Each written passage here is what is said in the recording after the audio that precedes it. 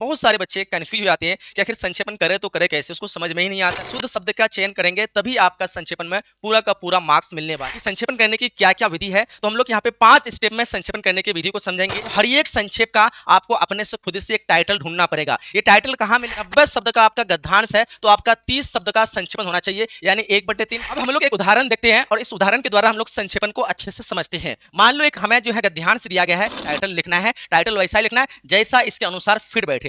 अब हम बात करते हैं संक्षेपण में सबसे ज्यादा बच्चों को दिक्कत आ रही है कि इतने बड़े को हम कैसे अपने दिमाग से संक्षेप करें। तो हम आपको 3 तरीका बताने वाले हैं। तीसरा तरीका, कुछ दिमाग नहीं काम कर रहा है, पहला लो, बीच का कोई उठाओ, लास्ट का लो, आपका जो है शॉर्टकट बन जाएगा, संक्षेपण बन जाएगा।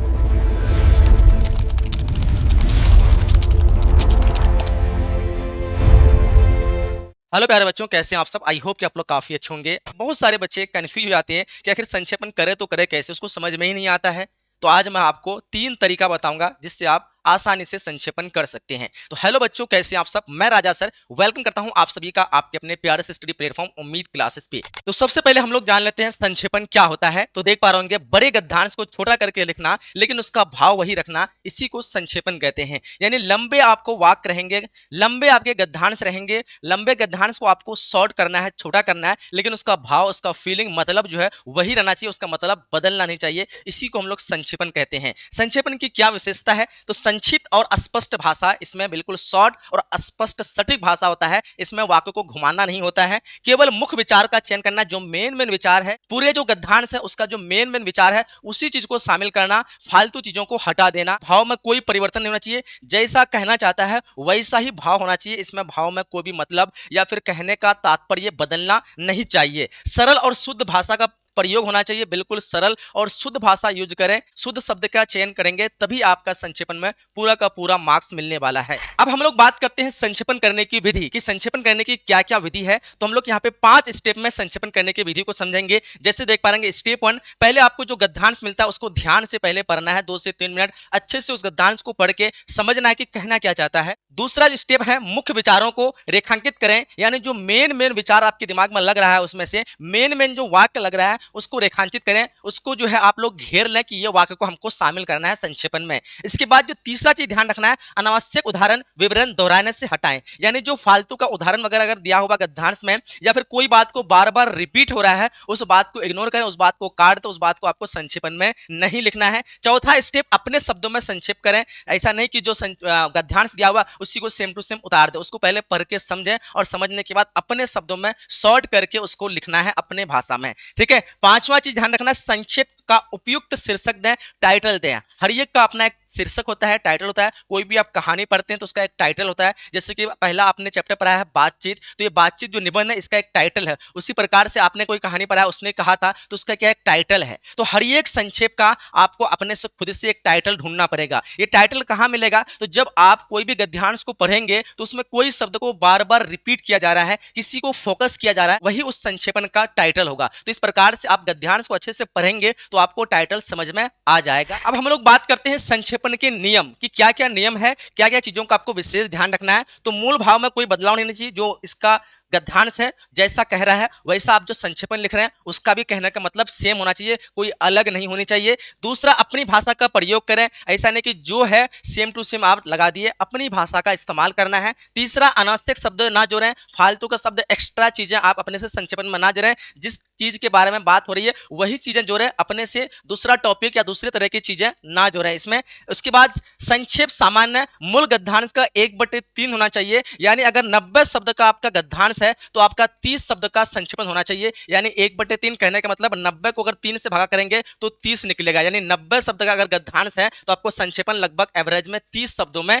लिखना है। उसी तरह अगर 120 शब्द का गद्यांश है तो इसको 3 से भागा देंगे तो कितना निकल जाएगा? 4 या 12 यानी 40 निकल जाएगा। तो यानी 40 शब्दों में आपको लिखना है, 120 शब्द का गद्यांश को 40 शब्दों में लिखना है। तो आपको 3 से डिवाइड कर देना है किसी भी गद्यांश को और जितना शब्द निकल रहा है उतने ही शब्द में संक्षेपण लिखना है। अब जरूरी नहीं कि आपका 40 आ रहा तो 40 एग्जैक्ट होना चाहिए, 45 भी चलेगा, 35 भी चलेगा, यानी 40 के आसपास होना चाहिए, ना बहुत ज्यादा ना बहुत कम, है ना। अगर 40 आ रहा है तो आप कोशिश करें 38, 39, 40, 42 इसी के बीच में आसपास में होना चाहिए। ऐसा नहीं कि 40 है तो 25 के शब्द लिख रहे हो, ऐसा नहीं कि 40 आया तो 55, 52 लिख दे रहे हो। तो इस तरह से आपको विशेष ध्यान रखना है कि 1/3 भाग ही लिखना है आपको, यानी जो आपका मूल गद्यांश होगा उसको 3 से डिवाइड कर देंगे, जितना आपका आंसर आएगा, है ना। 3 से डिवाइड के 90 को तो 30 आया, यानी 30 के आसपास शब्दों में ही संक्षेपण को लिखना है। तो ये संक्षेपण का नियम है कि मूल भाव वही होना चाहिए, भाषा अपना प्रयोग करें और साथ ही साथ अनावश्यक फालतू शब्द का बिल्कुल भी चयन ना करें, चुनाव ना करें। 1/3 कर देना है, जो मूल गद्यांश है उसका 1/3 कर देंगे,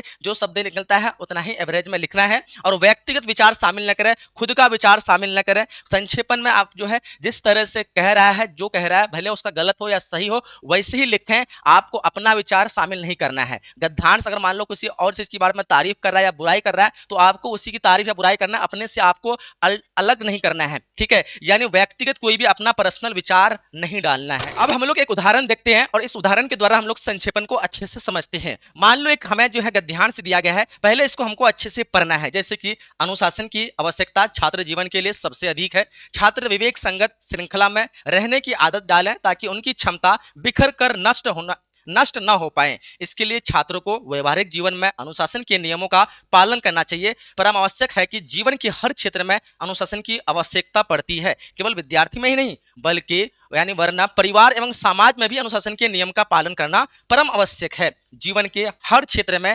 अनुशासन की आवश्यकता रहती है। पूरी सृष्टि और पूरा ब्रह्मांड ही अनुशासन से बंधा हुआ है। जीवन में अनुशासन ना हो तो हम आसानी से, है ना, जीवन में अनुशासन ना हो तो हम आसानी से अराजकता के शिकार हो सकते हैं। तो इन गद्यांश में अगर आप ध्यान से देखेंगे तो कई बार आपको एक शब्द का जिक्र हो रहा होगा, अनुशासन, है ना। यहाँ पे भी अनुशासन, अनुशासन, अनुशासन, अनुशासन, यानी देखा जाए तो हर जगह जो है अनुशासन को हाईलाइट किया गया है। यानी पता क्या चल रहा है कि इसका जो टाइटल होने वाला है वो अनुशासन, और अनुशासन के बारे में क्या बता रहा है, चाहे छात्र जीवन हो या दुनिया हो, हर जगह अनुशासन के बारे में ही बता रहा है। यानी अनुशासन का यहाँ पे इंपोर्टेंट दिखा रहा है कि अनुशासन का क्या इंपोर्टेंट है। तो हमारा जो टाइटल निकलेगा इसका क्या निकलेगा, टाइटल जो निकलेगा क्या निकलेगा, अनुशासन का महत्व है। हम लिख सकते हैं अनुशासन का महत्व है या फिर अनुशासन का क्या महत्व है, इस तरह करके हमारा इसका क्या निकलेगा, टाइटल निकलेगा। तो जब भी आप गद्यांश को पढ़ेंगे तो आपको खुद समझ में आ जाएगा कि कौन सी बात बार बार रिपीट हो रहा है, कौन सी बात को बार बार फोकस किया जा रहा है। तो सबसे पहला हमारा तरीका निकल गया कि टाइटल कैसे निकालें। तो टाइटल निकालेंगे, पूरे को पढ़ेंगे, कोई शब्द बार बार रिपीट हो रहा है तो हमें समझ में आ जाएगा कि इसमें किस चीज को फोकस किया जा रहा है। यहाँ पे अनुशासन के महत्व को फोकस किया जा रहा है, इसलिए हम यहाँ पे इसका टाइटल लिख देंगे अनुशासन का महत्व है। जरूरी नहीं है जो भी आपके दिमाग में टाइटल आ रहा है आपको टाइटल लिख लेना है ना। किसी को लगेगा अनुशासन ही लिख देगा टाइटल तो अनुशासन ही हो जाएगा, कोई लिखेगा अनुशासन का क्या महत्व है, कोई लिख सकता है अनुशासन का महत्व क्या है। इस तरह से अपने दिमाग से आप कुछ भी टाइटल लिख सकते हैं। ऐसा नहीं कि अगर आपका टाइटल उल्टा हो गया थोड़ा सा तो आपको मार्क्स कट जाएगा, ऐसा नहीं। बस आपको टाइटल लिखना है, टाइटल वैसा ही लिखना है जैसा इसके अनुसार फिट बैठे। अब यहाँ पे अनुशासन का टाइटल लिखना है लेकिन आपने टाइटल लिख दिया छात्र जीवन, जबकि छात्र जीवन के बारे में यहाँ पे अनुशासन के बारे में बता रहा है और छात्र जीवन एक ही बार आया है, कहीं नहीं आया, तो पता चला कि आप छात्र जीवन लिख दिए टाइटल, तो फिर तो गलत हो जाएगा। लेकिन आपको देखना है कौन सी चीज बार बार आ रहा है, तो उसी हिसाब से आप टाइटल को क्या करेंगे, चुनेंगे। तो हमारा यहाँ पे एक तो चीज हो गया टाइटल का। अब हम बात करते हैं संक्षेपण में सबसे ज्यादा बच्चों को दिक्कत आ रही है कि इतने बड़े को हम कैसे अपने दिमाग से संक्षेप करें। तो हम आपको 3 तरीका बताने वाले हैं कि किसी भी बड़े से बड़े पैराग्राफ को, बड़े से बड़े गद्यांश को कैसे आप संक्षेपण कर सकते हैं। इसके लिए 3 ट्रिक है। पहला ट्रिक, पहले आप इसको अच्छे से समझ लें। जैसे कि हमने पढ़ा तो हमको समझ में आया कि आप अनुशासन का महत्व बता रहा है, तो हम लिख सकते हैं अनुशासन का महत्व हर जगह है, चाहे वो छात्र जीवन हो, चाहे पूरी दुनिया हो, पूरी दुनिया ही अनुशासन पे चलती है। हो गया संक्षेपण, इतना ही तो लिखना। यहाँ पे अनुशासन का महत्व दिखा रहा है ना, तो हमने इसको पढ़ा तो दिमाग में समझ में आ गया कि अनुशासन का महत्व लिखना है, तो हम लिख देंगे कि अनुशासन का महत्व हर जगह है, केवल छात्र जीवन में ही नहीं बल्कि पूरी दुनिया जो है अनुशासन पे ही चलती है। तो देखो इतना बड़ा पैराग्राफ को हमने कितना शॉर्ट में बता दिया।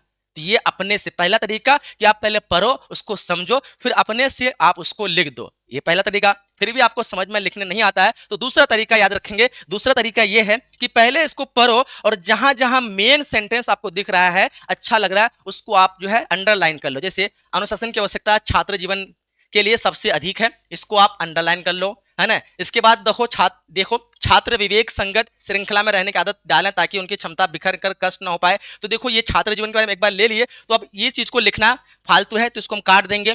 इसके लिए छात्रों को व्यवहारिक जीवन में अनुशासन, देखो फिर छात्र के बारे में बोला जा रहा है तो इसको भी हम काट देंगे।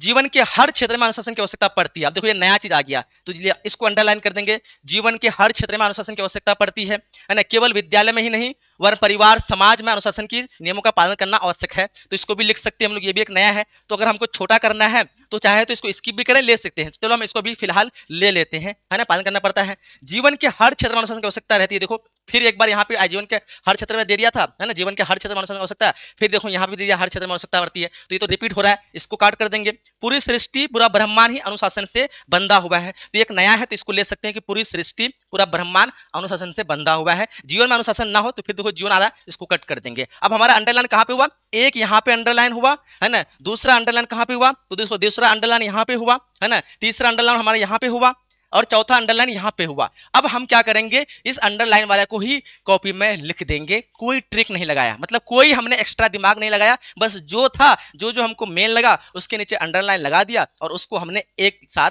छाप दिया। अब हम लिख सकते हैं अनुशासन की आवश्यकता छात्र जीवन के लिए सबसे अधिक है। उसके बाद अगला लिख सकते हैं जीवन के हर क्षेत्र में अनुशासन की आवश्यकता पड़ती है। फिर लिख सकते हैं केवल विद्यालय में ही नहीं बल्कि समाज में भी अनुशासन के नियम का पालन करना परामर्शक है। फिर लिख सकते हैं पूरी सृष्टि और पूरा ब्रह्मांड ही अनुशासन से बंधा हुआ है। बन गया मेरा, इतना लंबा था, इसको हम कितना शॉर्ट में ट्रिक के माध्यम से शॉर्टकट कर दिया।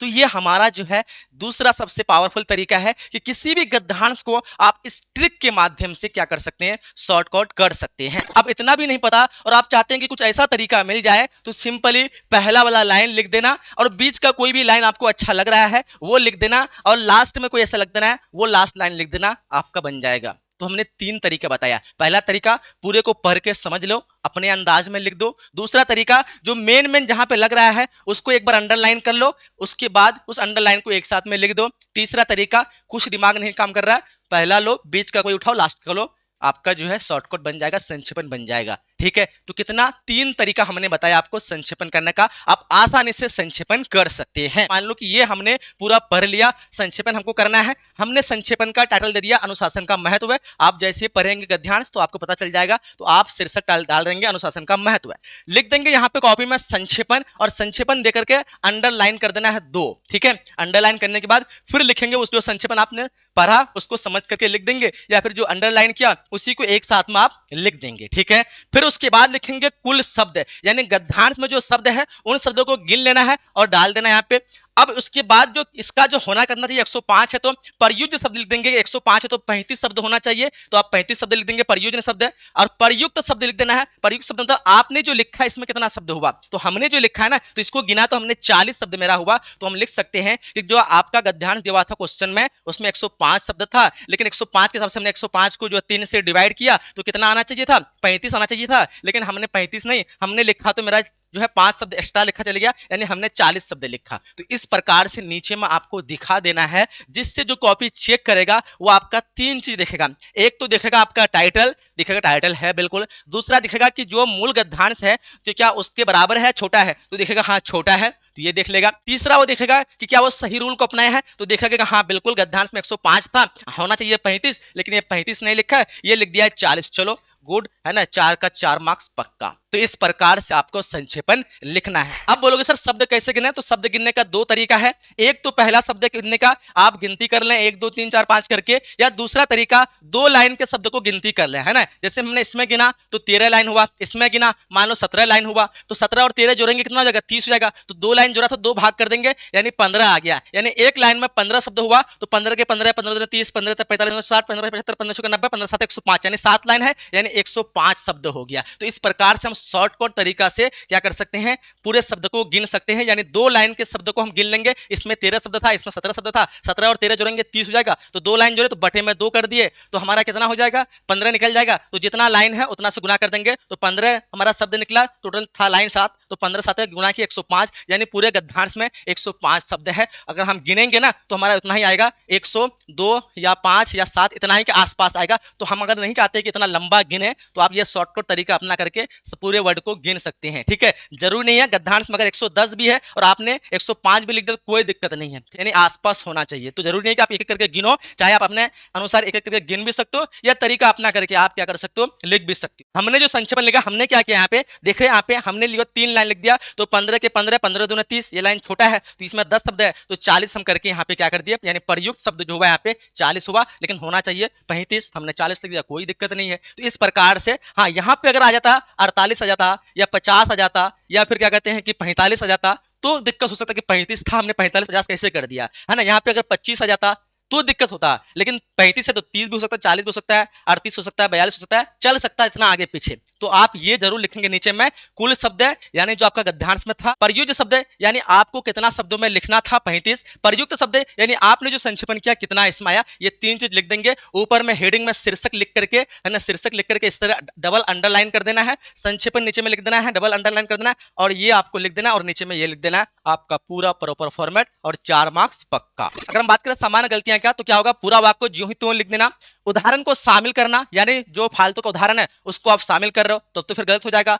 बहुत छोटा या बहुत बड़ा संक्षेपण लिख देना, जितना होना चाहिए संक्षेपण 3 से भाग करो, जितना होना चाहिए उतना लिखना, बहुत छोटा या बहुत बड़ा कर दोगे तो फिर गलत हो जाएगा। शीर्षक यानी टाइटल ना देना, टाइटल नहीं दोगे उसमें भी गलत हो जाएगा। तो टाइटल आपको प्रॉपर लिखना है, बिना टाइटल के आपको नहीं लिखना है। टाइटल और सही फॉर्मेट के साथ आप संक्षेपण लिखते हो, 1 मार्क्स भी आपका नहीं कटेगा। आई होप कि मैंने आपको जो तरीका, जो ट्रिक बताया है आपको अच्छे से समझ में आ गया होगा। चलिए इस क्लास को हम लोग यहीं तक एंड करते हैं। पसंद आया तो आप लोग फटाफट से लाइक कर दीजिए, अपने सभी दोस्तों के साथ शेयर कर दीजिए और प्यारा सा आप लोग कमेंट कर दीजिएगा। बाकी बेहतर तरीके से आप लोग पढ़ाई करना चाहते हैं तो इस नंबर पे कॉल करिए या उम्मीद क्लासेस ऐप को प्ले स्टोर से डाउनलोड करिए। बहुत ही अच्छी तरह से आपको जो है बेहतरीन तरीके से अलग अलग टीचर की तरह आपको पढ़ाई करने को मिलेगा यहाँ पे। ठीक है, फिर मिलते हैं अगली क्लास में। Bye bye, take care.